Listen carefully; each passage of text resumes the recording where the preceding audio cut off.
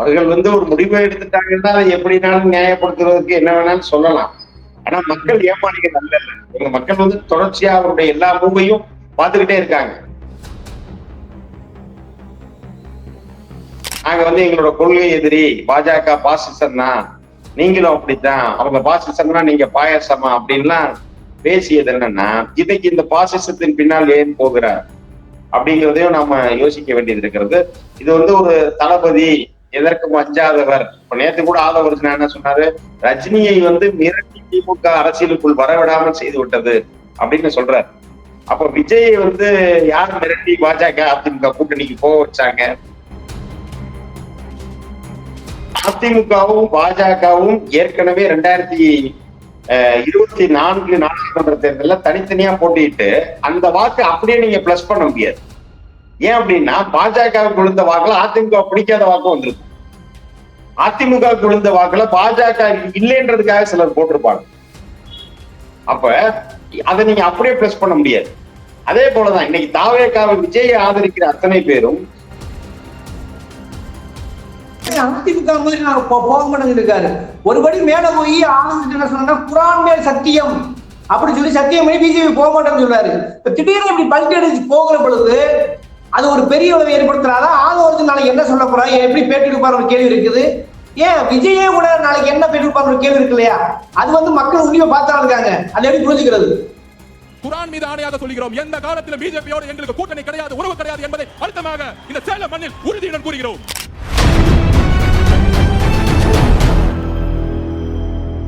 அறக்கழகம் பார்வையாளர்களுக்கு வணக்கம். இன்று நாம் சந்திக்கிற மிக முக்கியமான அரசியல் விமர்சகர், திமுகவின் முக்கியமான வழக்கறிஞர் திரு வைரமுத்து அவர்கள். சார் வணக்கம். வணக்கம். குறிப்பா யாரும் எதிர்பாராத விதமாக ஒரு தலைகீழ் மாற்றமாக கொள்கை எதிரி என்று இது நாள் வரை சொல்லிக் கொண்டிருந்த விஜய் அவர்கள் பிஜேபியோட கூட்டு அல்லது அதிமுகவோட கூட்டுங்கிறது கிட்டத்தட்ட உறுதியான சூழல் போல் தெரிய ஆரம்பித்திருக்கிறது. குறிப்பாக மாவட்ட செயலாளர்களுடைய கூட்டம் நடந்து கொண்டிருக்கிறது. இப்ப நான் பேசிட்டு இருக்க இந்த நிமிடத்துல ஒரு கட்டமா எப்படி பாக்குறீங்க நீங்க? அதாவது விஜய் அவர்கள் அரசியலுக்குள்ள வந்த நாளிலிருந்து நாம் சொல்லிக் கொண்டது இருந்தது என்ன அப்படின்னா, ஒரு பாஜகவோட பி டீம் அப்படின்னு தான் நம்ம சொல்லிட்டு இருந்தோம். இன்றைக்கு பூனைக்குட்டி வெளியே வந்திருக்கிறது அப்படின்னு தான் நம்ம இத பார்க்க வேண்டியது இருக்கிறது. ஏன்னா நேற்றைக்கு வரைக்கும் நேற்று தமிழ்நாடு முழுவதும் அங்கேயே நடந்த ஆர்ப்பாட்டத்துல கூட எல்லாரும் என்ன பேசினாங்க அப்படின்னா, நாங்க தனிச்சே நிற்போம், தனிச்சு நின்று அவ்வளவு தொகுதிகளில் வெற்றி பெறுவோம் அப்படி எல்லாம் பேசி கொண்டிருந்தவர்கள் இன்றைக்கு மாவட்ட செயலாளர்கள் கூட்டத்தை கூட்டி அவர்கள்ட்ட இதை பத்தி விவாதிக்கணும் அப்படின்ற அவசியமே இல்லை.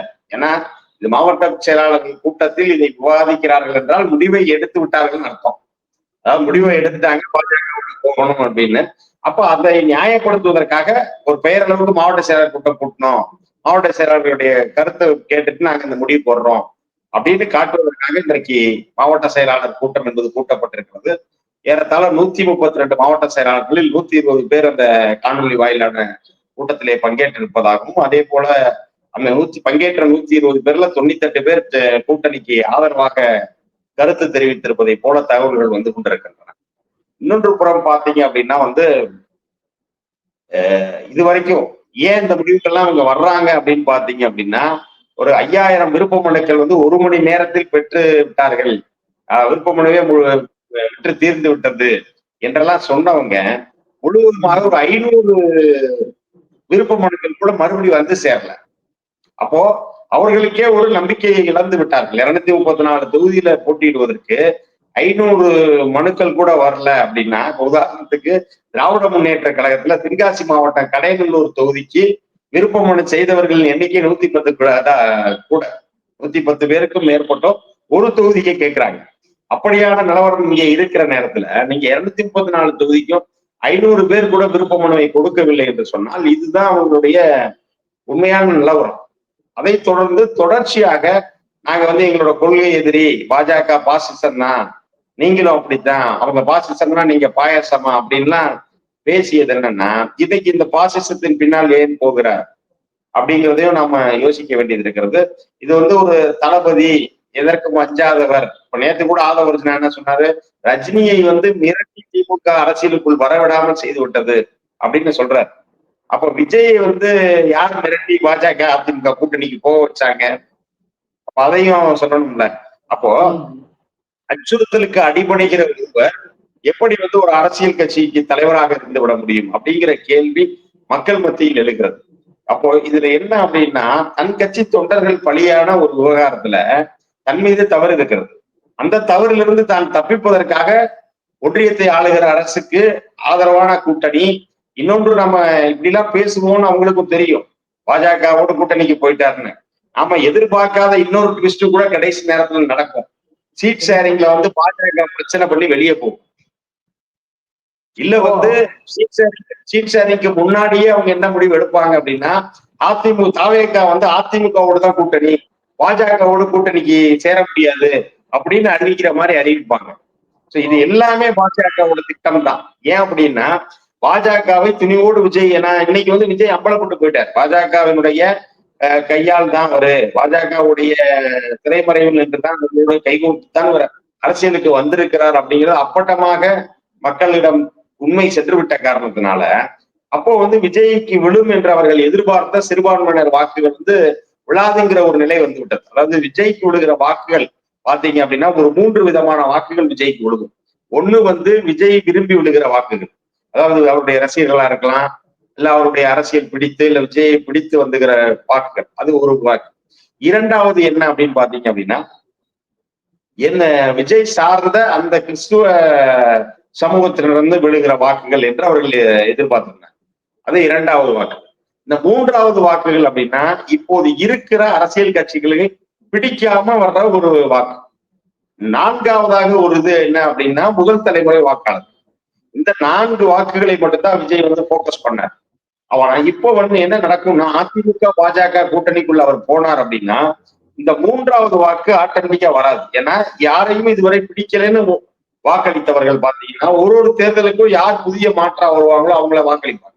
இப்போ உதாரணத்துக்கு வந்து நாம் தமிழருக்கு வந்து 8% வந்துருச்சு அப்படின்னா அவங்க சொன்னது காரணம் என்னன்னா, வேறு வழி இல்லாத 3வது மாற்றா அவங்க இருந்ததுனால மக்கள் நல கூட்டணிக்கு வாக்குப்படும். பாஜக 3வது அணியாக இருந்தப்ப 2014 மதிமுக பாஜக எல்லாம் சேர்ந்து ஒரு அணியா இருந்த போது அப்போது அவர்களுக்கு வாக்குகள் வந்தது. இது வந்து அந்த திமுக அதிமுகவுக்கும் இல்லாமல் வேற ஒருத்தர் வந்தா நல்லா இருக்கும் அப்படின்னு விரும்புகிற மக்களுடைய வாக்குகள். அப்ப இந்த 3வது வாக்கு அவர் அதிமுகவோட கை கோர்க்கும் போது அந்த கேட்டகரியில வாக்குகள் அவருக்கு வராது. அடுத்து பாத்தீங்க அப்படின்னா, இந்த 4ஆம் தலைமுறை வாக்காளர்கள், 4வது இருக்கக்கூடிய வாக்குகள் பாத்தீங்கன்னா முதல் தலைமுறை வாக்காளர். இவர்களும் வந்து ஒரு புதிய மாற்றத்தான் விரும்புவாங்களே தவிர இருக்கிற அணிக்கு வர மாட்டாங்க. அப்போ அந்த வாக்கும் ஒரு கூட்டணிக்குள் வரும்போது விஜய்க்கு வராது. அப்போ அடுத்து மிச்சம் இருக்கிறது பாத்தீங்கன்னா 1, 2. 1 வந்து விஜய் விரும்பி இருக்கிற வாக்கு. இப்ப விஜயை விரும்பி விடுகிற வாக்கு வந்து அவர் தலைமை தாங்குகிற கூட்டணியில் போகணும்னு தான் நினைப்பாங்க. விஜய் போய் இன்னொரு கூட்டணியில சும்மா நிக்கிறார் அப்படின்னா, அப்ப அந்த வாக்குகள் போய் விஜய்க்கு எப்படி போடுறது அப்படிங்கிற ஒரு இது வரும். ஏன்னா இவங்க என்ன சொல்லுவாங்க அப்படின்னா, துணை முதலமைச்சர் விஜய் அப்படின்னு அறிவிக்கிற மாதிரி அறிவிப்பாங்க. அது ஜெயிச்சா தானே. இந்த 2016 மக்கள் நல கூட்டணிக்கு துறை வாரிய அமைச்சர்லாம் சொன்னாங்க. இவங்க வந்து இந்த அமைச்சர் வருவாங்க, இவங்க அந்த அமைச்சர் வருவாங்க அப்படின்லாம் சொன்னாங்க. அப்போ 3வது அந்த மாற்று வரப்போவதில்லைன்னு முடிவு பண்ற என்ன வேணாலும் கொடுக்கலாம். அப்போ அதை போல வந்து அந்த முதல்ல வந்து விஜய் வந்து முதல்வராக வேண்டும் அப்படின்னு விரும்புகிற விஜய் ரசிகர்கள் விஜய் போய் இருக்கிற கூட்டணியில ஒரு 10ஓடு 11 நின்றா அவர்களே எப்படி விஜய் விரும்புவார்கள் அப்படிங்கிற ஒரு கேள்வி எடுக்கிறது. அப்போ இரண்டாவது நான் முதல்லயே சொன்ன மாதிரி அந்த சிறுபான்மையினர் வாக்குகள் தொடர்ச்சியாக பாஜக அதிகமா பேசல, விமர்சிக்கல அப்படின்னு சொல்லும் போது இப்பொழுதே அவரை விட்டு அந்த சிறுபான்மையினர் வாக்குகள் வந்து விலக ஆரம்பித்து விட்டார். அப்போ இதெல்லாம் சரி செய்வதற்கு என்ன பண்ணுவாங்க பிஜேபி அப்படின்னா, கடந்த நாடாளுமன்ற தேர்தல் அவங்க அந்த மாதிரிதான் பண்ணாங்க. பேசி வைத்துக் கொண்டு பாஜக விலகிட்டு அதிமுக தலைமையில ஒரு அணி அப்படிங்கிற ஒரு முடிவுக்கு வந்தாங்க.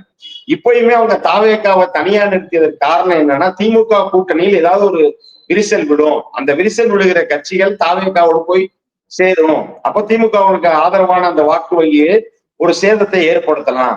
அதே போல வந்து மோடியை பாஜகவை பிடிக்காத சிறுபான்மையினர் வாக்குகள் ஒரேடியா திமுகவை நோக்கி நகர்வதற்கு பதிலா அதில் வந்து ஒரு ஸ்பிளிட்டை கொண்டு வரணும். கன்சால்டேட்டா டோட்டலா திமுகவுக்கு போகாம அதை வந்து திமுகவை கன்சல்டேட் பண்ண விடாம ஒரு ஸ்பிளிட்டை கொடுக்கலாம் அப்படிங்கிறது தான் அவங்களுடைய திட்டம். அப்ப இது நடக்கலைங்கிறது தெரிஞ்சு போச்சு. அப்போ வந்து அவரை இந்த கூட்டணிக்குள்ளேயே கொண்டு வந்துடலாம் அப்படிங்கிறது தான் இவங்களுடைய முடிவாக இருக்கிறது. அதற்காக கரூர் வழக்கு வந்து பயன்பட்டு இருக்கிறது. இப்போதாவது விஜய் விரும்புகிற அவர்களுடைய ரசிகர்களா இருக்கட்டும், தொண்டர்களா இருக்கட்டும், கொஞ்சம் யோசிச்சு பாருங்க. உங்களில் ஒருவராக இருந்த 41 பேருடைய உயிர் பலியா இருக்கு. அதுல தன்னை காப்பாற்றிக் கொள்வதற்காக போய் இன்னொரு இடத்துல அவர் தஞ்சம் அடைகிறார் அப்படின்னா, அப்போ விஜயுடைய ஆளுமை என்ன அப்படிங்கிறதை மக்கள் தெளிவாகவே புரிந்து கொள்வதார்கள் இந்த தருணத்தில். பலமுறை சொல்லியிருக்காரு, ஒரு பக்கம் அடிமை அதிமுக மாதிரி நான் போக மாட்டேன்னு இருக்காரு. ஒருபடி மேல போய் ஆனந்த் என்ன சொன்னா குரான் மேல் சத்தியம் அப்படி சொல்லி சத்தியம் பண்ணி பிஜேபி போக மாட்டேன்னு சொல்றாரு. இப்ப திடீர்னு இப்படி பல்ட்டி அடிச்சு போகிற பொழுது அது ஒரு பெரிய விளைவை ஏற்படுத்துறாதா? ஆதரவு நாளைக்கு என்ன சொல்ல போறா, எப்படி பேட்டி எடுப்பார் ஒரு கேள்வி இருக்குது. ஏன் விஜயே கூட நாளைக்கு என்ன பேட்டி எடுப்பார் ஒரு கேள்வி இருக்கு இல்லையா? அது மக்கள் உண்மையை பார்த்தா இருக்காங்க, அதை எப்படி புரிஞ்சுக்கிறது? அவர்கள் ஒரு முடிவை எடுத்துட்டாங்கன்னா அதை எப்படினாலும் நியாயப்படுத்துறதுக்கு என்ன வேணாலும் சொல்லலாம். ஆனா மக்கள் ஏமாளிகள் அல்ல. உங்க மக்கள் தொடர்ச்சியா அவருடைய எல்லா மூவையும் பார்த்துக்கிட்டே இருக்காங்க. இப்ப நான் என்ன சொல்றேன்னா, கரூர் போன்ற ஒரு வழக்கு நிலவரம் வரல, அந்த மாதிரி ஒரு நேரத்தில் விஜய் ஒரு முடிவு எடுத்தாலும் கூட அது வேற. இப்போ விஜய் எடுக்கிறார், ஏன்னா 15ஆம் தேதி அவர் 3ஆம் கட்டமா போகணும். 17ஆம் தேதி செந்தில் பாலாஜி அவர்கள் விசாரணைக்கு ஆஜராக வேண்டும் அழைப்பாணை அனுப்பப்பட்டிருக்கு. இந்த சூழலில் இவங்க கூட்டணிக்கு போறாங்கன்னா என்ன நடக்கும்? பாஜக விஜய் தங்களுடைய ஆஃபரை ஏத்துக்கிட்டா அப்படியே இந்த ஃபைல பழியெல்லாம் செந்தில் பாலாஜி மீது கொண்டு போற மாதிரியான ஒரு டாக்டிக்ஸ பண்ணுவாங்க. ஏன்னா ஏற்கனவே இந்த கான்ஸ்பிரசி தியரி அப்படின்னு சொல்லி நிறைய செந்தில் பாலாஜி அவர்கள் மீது தவறு இருப்பதை போல ஒரு கான்செப்டை இவங்க பயன்படுத்திக்கிட்டே இருந்தாங்க, பரப்பிக்கிட்டு இருந்தாங்க. அப்ப அதற்கு உயிர் ஊட்டுவதை போல செய்து விஜய் நிரபராதி அப்படின்ற மாதிரி காட்டுவாங்க. தேர்தல் நெருங்குகிற நேரத்துல விஜய் நிரபராதி அப்படின்னு காட்டுவாங்க. இப்போ அதே மாதிரி ஜனநாயகன் படத்துக்கு தடை கொடுத்து நிப்பாட்டி இருந்தாங்க. ரிவ்யூ கமிட்டி வரக்கூடிய நேரத்துல ரிவ்யூ கமிட்டியில பாக்குற ஒருத்தர் உடல்நிலை சரியில்லைன்னு அவர் ரிவ்யூ கமிட்டி விட்டு விலகிறாரு. அப்போ இப்படி எல்லாமே அவர் டைட் பண்ணி அவர் இந்த முடிவு எடுக்க வைப்பதன் காரணமா விஜய் உள்ளபடியே விரும்பி நான் இதை செஞ்சேன் அப்படின்னு சொன்னாலும் மக்கள் அதை ஏற்றுக்கொள்வதற்கு தயாராக இல்லை. ஏன் அப்படின்னா, இப்போ நீங்க இதே எடப்பாடி என்ன பண்ணாரு, கரூர் பிரச்சனை வந்த உடனேயே அவர் தமிழ்நாடு முழுக்க எடப்பாடி பயணம் போகும்போதெல்லாம் திமுக கூட்டணியில் இருக்க ஒவ்வொருத்தருக்கு ஆஃபர் கொடுத்தாரு, யாரையும் ஏத்துக்கல. தாவேகா கூட்டணிக்கு ஆஃபர் கொடுத்தாரு. ஆஃபர் மட்டும் இல்ல, ஒரு கட்டத்துல அறிவிச்சிட்டார், இயற்கையாக இந்த கூட்டணி உருவாகி விட்டது, களத்துல அதிமுகவும் தாவேகாவும் கைகோர்த்து நிக்குது அப்படின்னாரு. அதிமுக காரனையே விட்டு இவரோட கூட்டத்துல தாவேகா கொடியாட்டினாங்க. பின்னாடி பாத்தீங்கன்னா அவங்க அதிமுக ரெட்டைலை சின்னம் போட்டு குறித்த பணியினோடு அவர்கள் தாவேகா கொடியை ஆட்டிக்கிட்டு இருந்தார். அப்பெல்லாம் விஜய் ஏன் ஒத்துக்கல? அப்போ உங்கள் மீது நீங்கள் ஏற்கனவே இப்படி ஒரு முடிவுல இருக்கிறவரா இருந்தா என்ன செஞ்சிருக்கணும் அப்படின்னா, அப்ப இவங்க அந்த நேரத்திலேயே அந்த ஆஃபர் அக்செப்ட் பண்ணிருக்கலாம், பேச்சுவார்த்தை நடத்திருக்கலாம், எதுவுமே பண்ணிருக்கலாம். பட் அப்ப எதையுமே பண்ணலைங்கும் போது அப்போ இவருடைய மனநிலை என்னவாக இருந்தது? அப்போ திமுக கூட்டணியில ஒரு பிளவு உண்டாக்கி இருந்தா, இப்போ ஒருவேளை காங்கிரஸோ இல்ல ஏதாவது கட்சியோ விலகி வந்திருக்குமே ஆனால் அப்போ தாவேகா அவங்களோட சேர்ந்து நின்றுப்பாங்க. அப்போ கடைவிரித்தம் கொள்வார் இல்லை அப்படின்னு சொல்ற மாதிரி தன்னோட கூட்டணி சேருவதற்கு வேறு யாரும் வரலேங்கிற நிலையில தான் முதலமைச்சர், நாங்கள் ஒரு தனி அணி அப்படின்ற கடையை சாத்திட்டு இவரே போய் இன்னொரு இடத்துல சேர்ந்து தான் பொருளை விற்க போறாரு அப்படின்ற ஒரு நிலை வந்திருக்கிறது. எடப்பாடிக்கு ஒரு சிக்கல் இல்லையா? எடப்பாடி இந்த கூட்டணியை ஒத்துக்கொள்வார் கேள்வி இருக்கு. நாளைக்கு எடப்பாடி முதலமைச்சர், துணை முதல்வர் பாத்தீங்கன்னா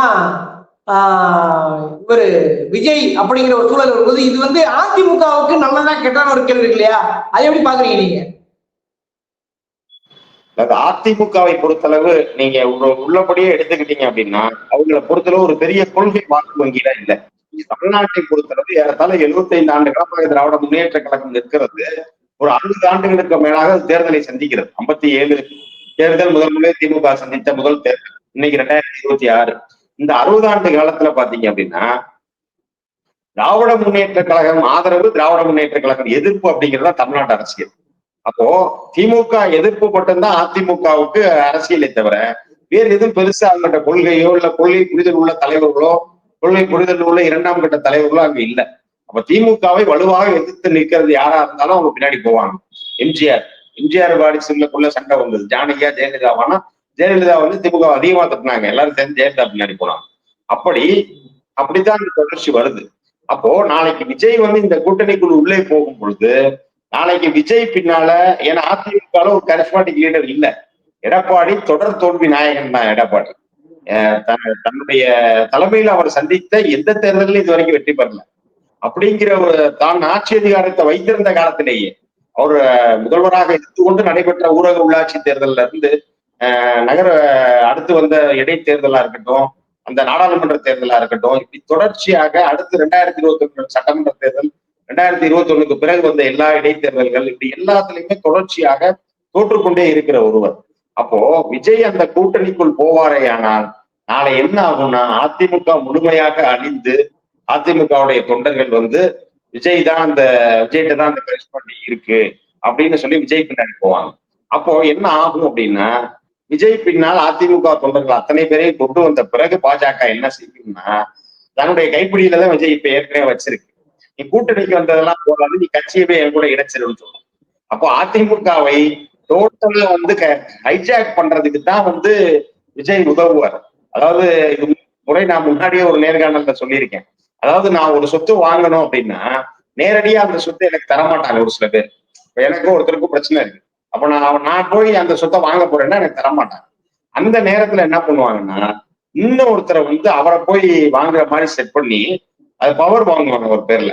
அவர் பேர்ல பவர் வாங்கிட்டு அதுக்கப்புறம் பவர் வாங்கினவர்ல இருந்து நான் சொத்தை விலைக்கு வாங்குவேன். அப்படி அதிமுகவை விஜய் மூலமா பவரை வாங்க வச்சுட்டு அப்புறம் விஜய் ஒத்தமாண்டு பாஜக நிக்க போறாரு. இதுதான் நடக்க போது. அதிமுக என்ற கட்சியை ஒட்டுமொத்தமாக அழிப்பதற்கு பாஜக விஜயை பயன்படுத்துது.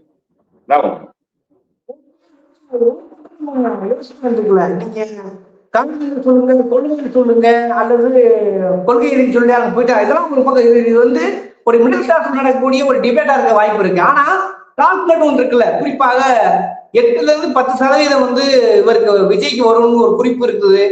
பாஜகவுக்கு ஒரு வாக்கு வங்கி இருக்கு, அதிமுகவுக்கு ஒரு வாக்கு வங்கி இருக்கு. அப்ப இதெல்லாம் சேர்ந்து தோல்வியை தடுத்து வெற்றிக்கான ஒரு வாய்ப்பு இருக்குல்ல, அது சாதாரண கடக்க முடியுமா?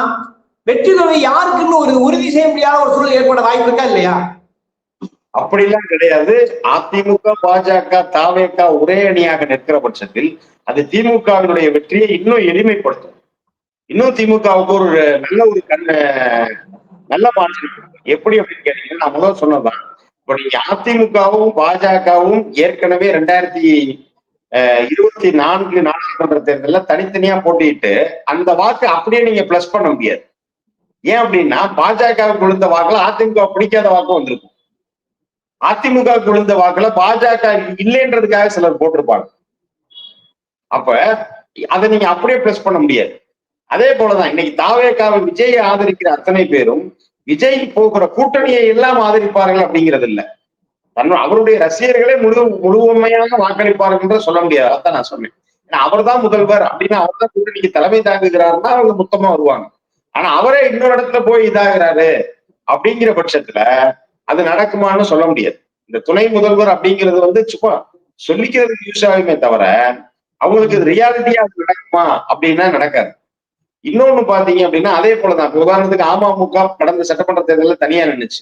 அப்ப அமமுக அதிகமான வாக்குகள் பெற்ற தொகுதிகள்ல அப்படியே போய் இப்ப கிடைச்சிருமா அப்படின்னா, ஏன்னா அமமுகவுக்கு அப்ப விழுந்த வாக்கெல்லாம் அதிமுக எதிர்ப்பு வாக்குதான், எடப்பாடி எதிர்ப்பு வாக்கு குறிப்பா.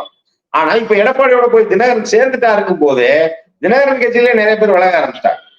ஆக இப்படித்தான் விஜய் விஷயத்திலேயே நடக்குமே தவிர இவங்க 3 பேருக்கும் தனித்தனி வாக்கு அப்படியே போய் கூட்ட முடியாது. இன்னொன்னு இவங்க எல்லாரும் சேர்ந்துட்டாங்க அப்படிங்கிறதுக்காக இந்த கூட்டணி வெற்றி பெற்றுமா, திமுக ஒரு வலுவான எதிர்ப்பை தந்து விடுமா அப்படிங்கிறதெல்லாம் இல்லை. ஏன்னா இன்றைக்கு நிலைமைப்படி ஏறத்தாழ 50%க்கும் மேற்பட்ட வாக்குகள் திமுக பக்கம் இருக்கு உறுதியா இருக்குங்கிறதா இன்றைக்கு கள நிலவரமா இருக்கு. இன்னொன்னு எத்தனை ஜீரோ சேர்ந்தாலும் ஜீரோ தான். ஏன்னா அதிமுக கூட்டணி என்பது அப்படித்தான் இருக்கிறது. ஏன்னா பழனிசாமி தொடர் தோல்வி தான் பெற்றிருக்கிறார். அப்ப தொடர் தோல்வி பெற்றிருக்கிற பழனிசாமியோடு எத்தனை ஜீரோ சேர்ந்தாலும் ஜீரோ தான். விமர்சனங்களை எப்படி மக்கள் மறைந்து விட்டுள்ளது விவாதத்தில் அரைக்களத்துக்கு நேரம் வரைக்கும் மன்னி சார். வாய்ப்புக்கு நன்றி, வணக்கம். ஓகே, உடனே போட்டேன்.